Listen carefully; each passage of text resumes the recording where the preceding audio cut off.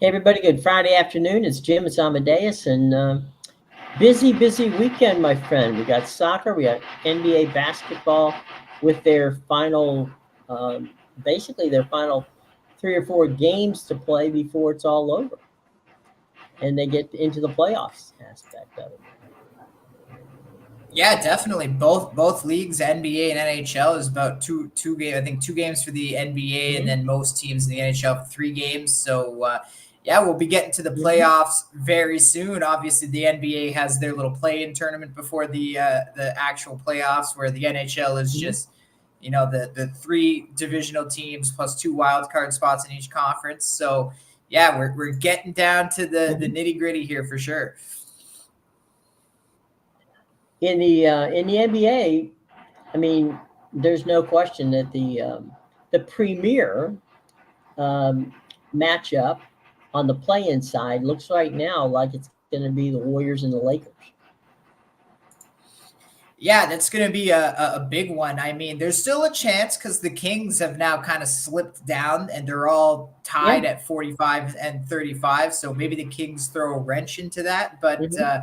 yeah, definitely it has looked Yeah. like for the last few weeks now that it was going to be Warriors and Lakers. They were so far behind everybody else. But yeah, that's huge because obviously, Yeah. one of them gets to continue on and one of them has to get kicked out in that game. And even the one that gets to continue on isn't guaranteed a playoff spot for winning that game. So it's going to be a treacherous No, road for either no. team. Yeah. And you got the other one is the Suns and the Kings that we just talked about. And I mean, the Suns and the Kings at this point are higher seeds, but the one that everybody from a television standpoint wants to see is the Lakers and the Warriors. Oh yeah, definitely. Obviously, you have the names, and especially with LeBron's career coming down to an end, right? How many of these games is he going to have left in him going forward? This could be the Bronny James, state sweepstakes game. The loser would have the opportunity to get Bronny James. Yeah, maybe maybe they throw the game on purpose. We'll see about that. But I mean, I doubt they would do I'm, that. I'm Obviously, actually kidding. Yes, yeah. I don't think anybody's gonna lean into that one. It's not necessarily an interesting situation, but I mean, you got Steph Curry, you got LeBron James, you got for many years the two big names out there in the West, but they're certainly not the best teams in the West. That's for sure. yeah, definitely. But at least the West actually has 10 teams that finished over 500, and it'll all Yeah. be teams over 500 playing in this play-in tournament because that will not be the case on the East. No, no, no. As is always the case, we got the Bulls and the Hawks. Neither of them are, at 500. And then you've got the Sixers and the Heat, and they're okay, but they're not as bad as the Bulls and the Hawks. I mean, the Bulls and the Hawks aren't even close to being 500. Yeah, and it's funny because with the old format, it would have made sense. It's just there's only 8 teams above 500 in the East, and then the top 8 make Yeah. it. So good for them. But that's not the case this year. Obviously, the Mm. Hawks and the Bulls have already Yeah. clinched their spot in the play-in tournament. Only one of them can go through. But yeah, so something tells me that of the whoever loses that 7-8 game, if it is between the Sixers and the Heat, because that's a tight race too. It could be the Pacers, it could be the Magic that slipped down there. Yeah. We'll have to see. But whoever plays that Yeah. 7-8 game and loses, I think they're gonna beat whoever wins that 9-10 game, regardless of if it's the Bulls or the Hawks. UConn might win that 9-10 game against from that standpoint. They're not the best teams. Now the Celtics have the best record in all of the NBA, but you've been been watching NBA basketball this entire season. You've been handicapping it and doing quite well in it. I, I, I don't know that there's a better team right now in there than the Nuggets. Is what do you think?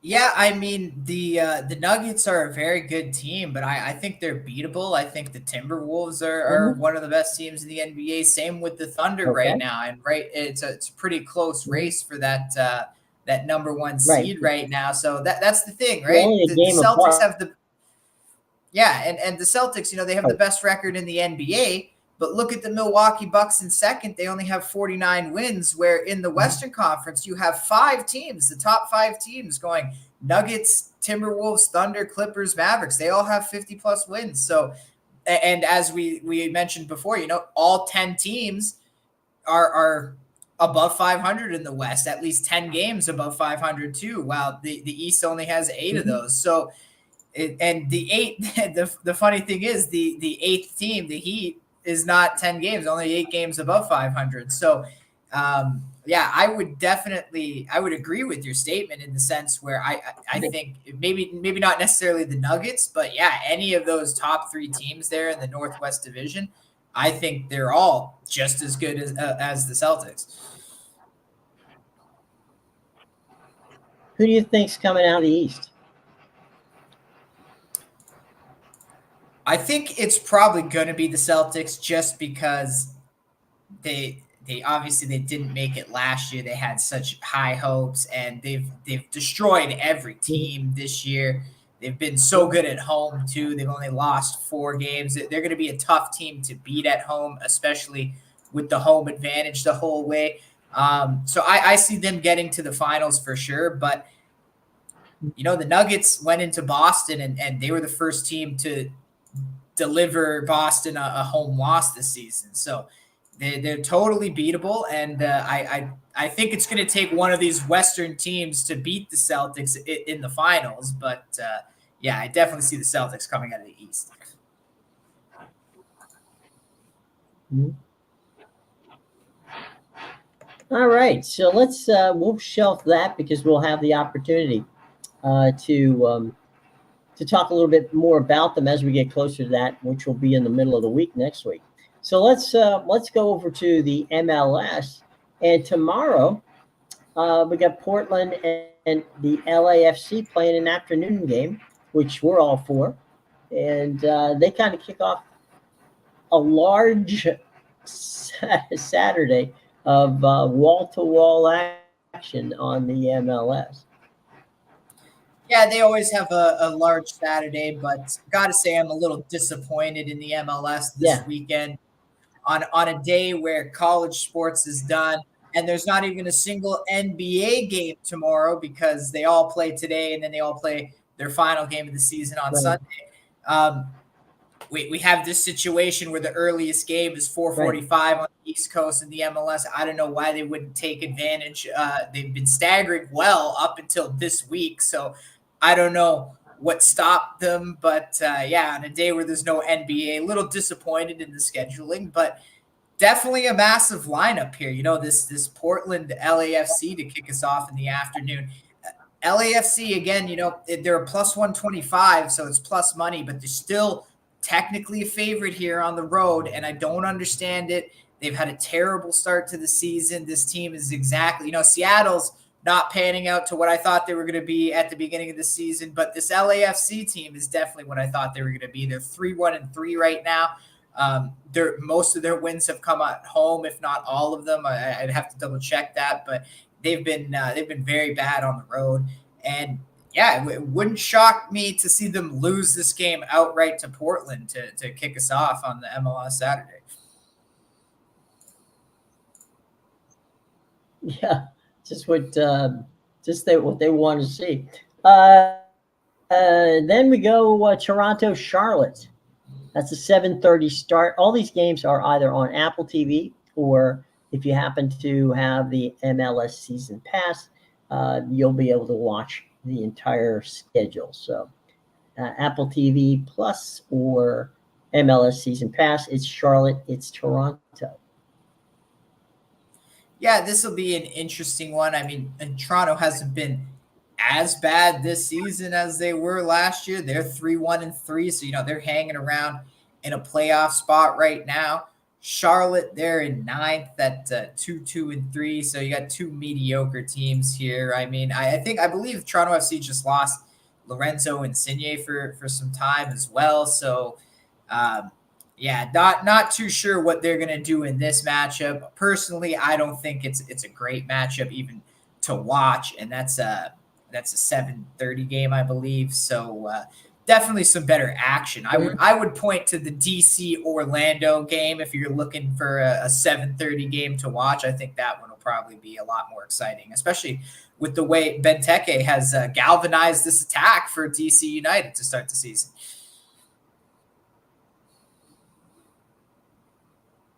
Yeah, and that should be a fun one. You're right. That's a 7:30 game. I'll just run through these for those who want to know who's playing.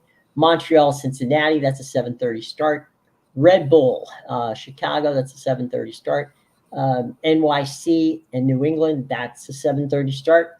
FC Dallas begins the 8:30 games in the Central Time Zone. So that's a 7:30 start in the Central Time Zone. Minnesota and Houston's Dynamo. That's another 8:30. The interesting 8:31 Sporting Kansas City hosting Inter Miami. Any word on whether or not Messi will play in that game?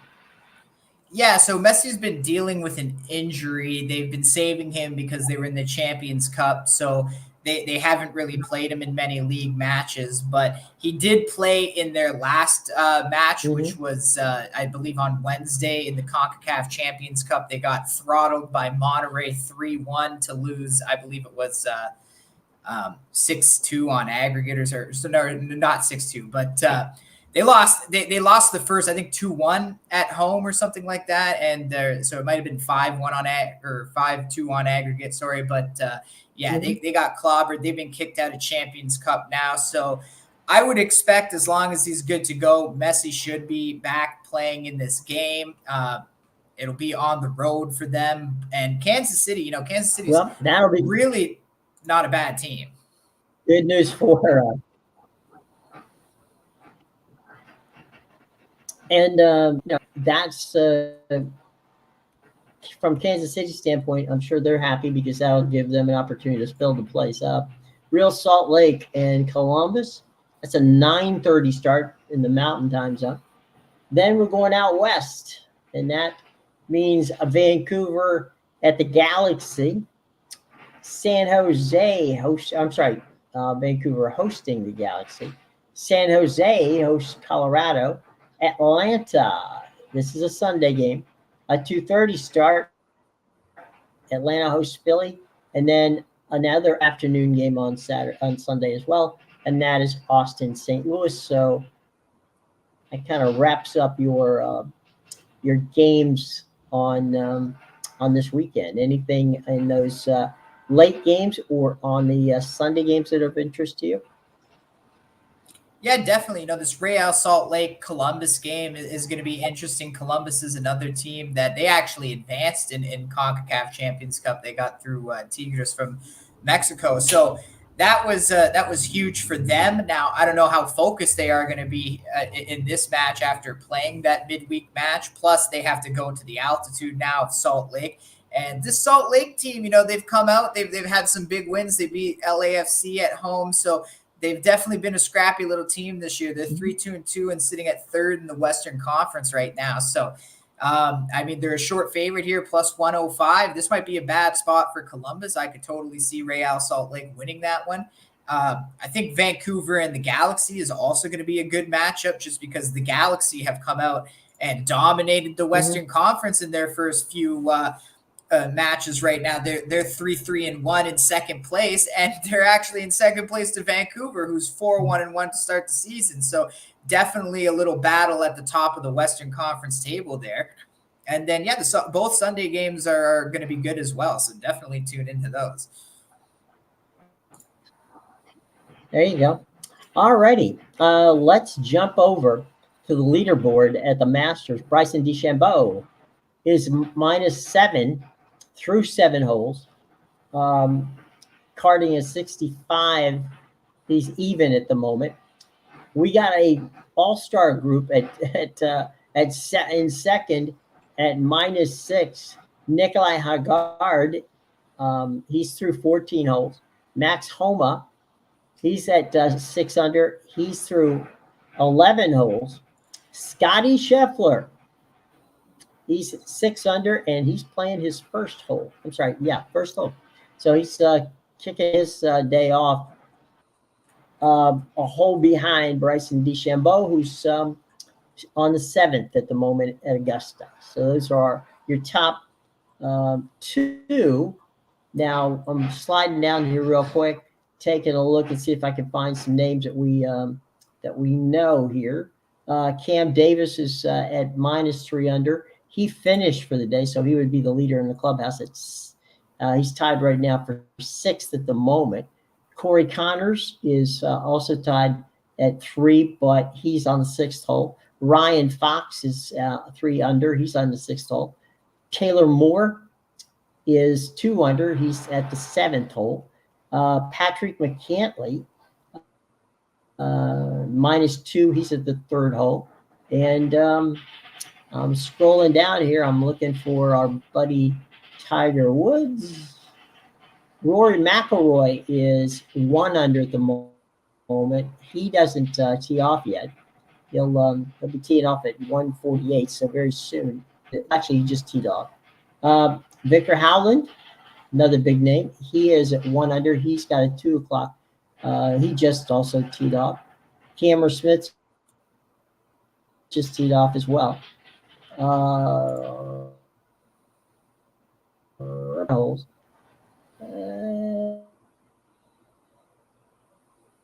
Serge Thomas is what is just Thomas? Dustin Thomas is also even. He is through. He's through 2 holes, and I'm trying to find Tiger Woods. Tiger Woods is +1. That's cut. He would at the moment. He would definitely make the cut and he's through 12 holes, playing on even. So something to keep an eye on as we're trying to find. Trying to find Tiger at that Rory. Yeah, I was gonna say that's good for him because he finished yesterday after 9. He was +1, and then he had to play 27 today because he had to finish off that back 9, and he ended up finishing at +2. So the fact that he's back down to +1, he's obviously having a good day there, and as you said, he's through 12 holes. So I mean, as long as he can cling on to even or +1, I think he makes the cut.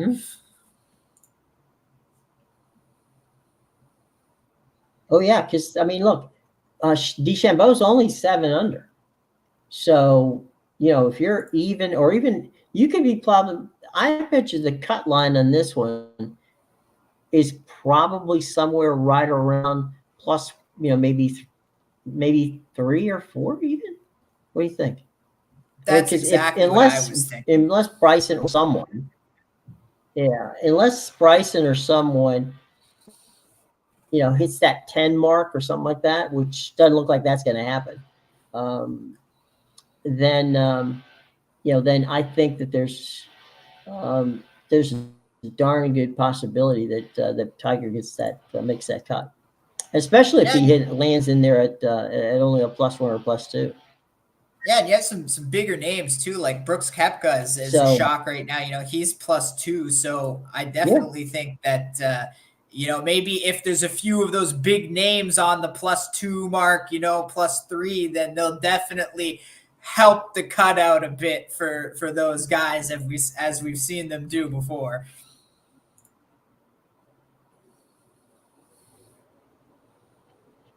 I just saw Scotty Scheffler's odds change on the up plus just as he shot par on the first hole. Yeah, I see that. He's plus 130 here, basically That's almost amazing. at even money to win the see. tournament, which is absolutely ridiculous. I guess, a big part is that he went -6 yesterday. So obviously he's just starting off his round. If he throws up another 6 under, then yeah, maybe he hits 12 under. But we'll see what happens. Maybe the course is not kind to him today. It's tough to judge. It's only the second day. Well, yeah, it's a different. Yeah, he's also playing in the afternoon. He played in the morning yesterday, so that's going to be different. DeChambeau is a plus 450 at the moment that I got the odds. Nikolai Haggard plus 1,600.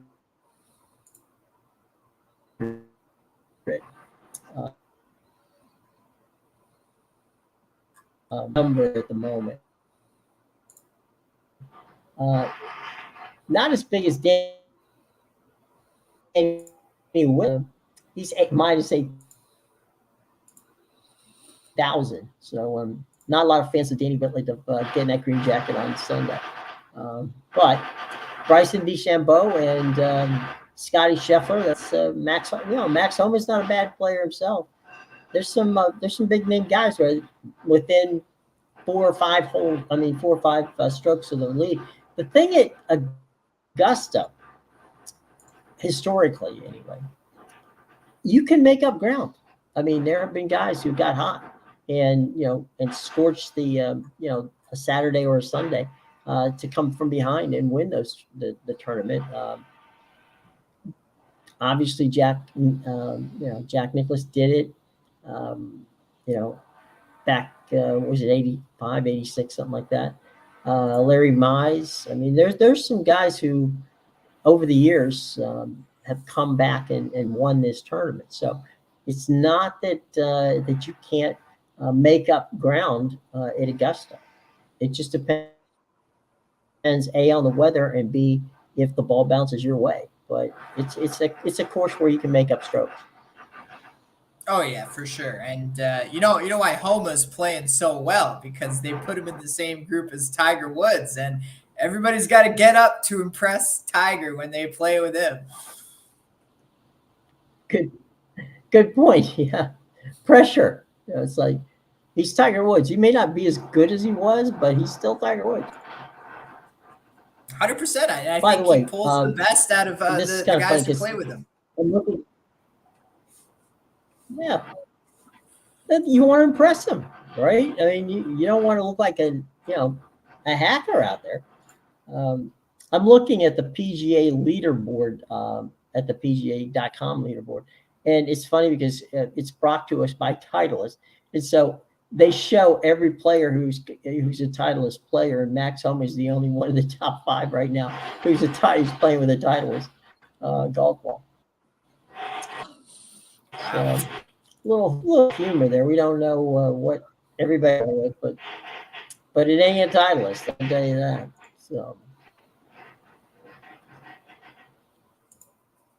probably thing has got a lot of golf fans out there. So, any thoughts on how this is gonna play out here as we move into the day 2? We get through the day 2 of the Masters here. I know we talked about it the other day. I don't know if Scotty's the guy, but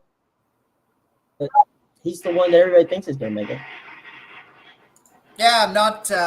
Like I said, I always hate betting Scotty Scheffler. He never has any value, and that's the problem, right? Like, he's not going to win every tournament, but every tournament he's plus 450. Mm-hmm. So if you bet on him every tournament to win, then you're not getting good value on him, and on top of that, you're not winning most of the time. So it's really just throwing your money away. I find he very well could win this tournament.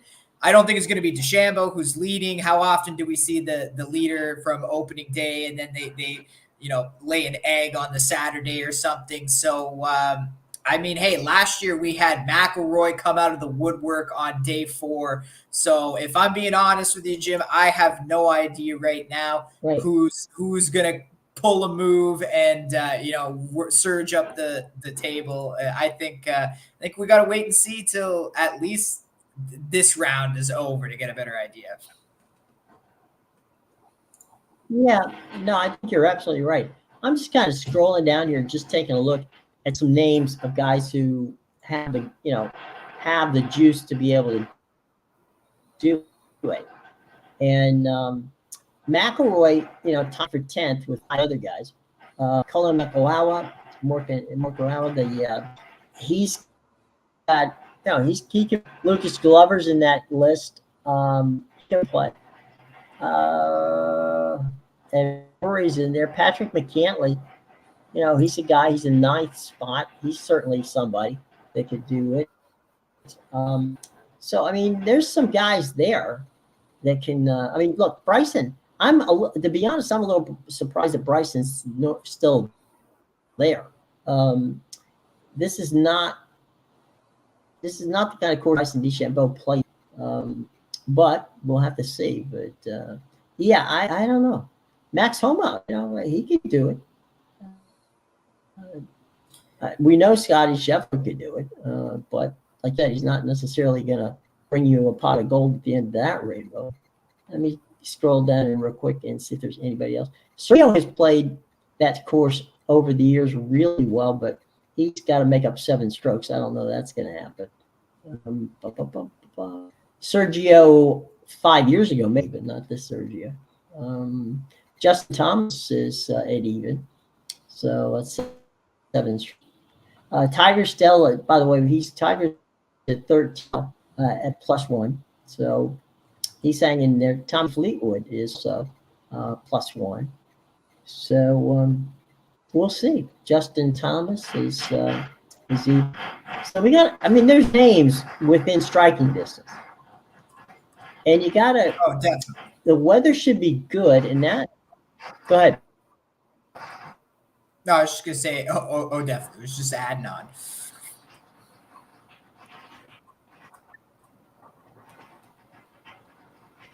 Yeah, it's going to be interesting. So anyway, all right, my friend, we've come to that time when it is time to us your thoughts for what's going to happen this weekend. Yeah, make sure you check out my premium picks at bigal.com, pickadvisor.com, and theinsidersroom.com. The links are in the description below. I got some action on the pitch going at 3 o'clock that you can go get. I got a La Liga play and a Ligue 1 play. And I also have some NBA for tonight. I got 3 NBA plays, including my Central Division game of the month. I'm on a 6-0 NBA run. I cashed my only play last night as well with the Pelicans. So make sure you go check that out. And I also have 1 free play up in baseball on the Chicago Cubs. So. Wow. Got a little bit of everything going on. Oh, yeah.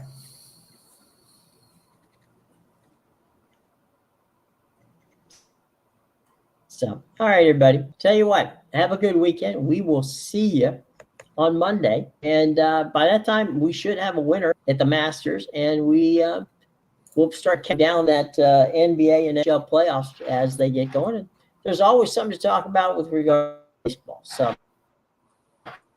y'all have a good weekend. Stay safe. We'll see you on Monday.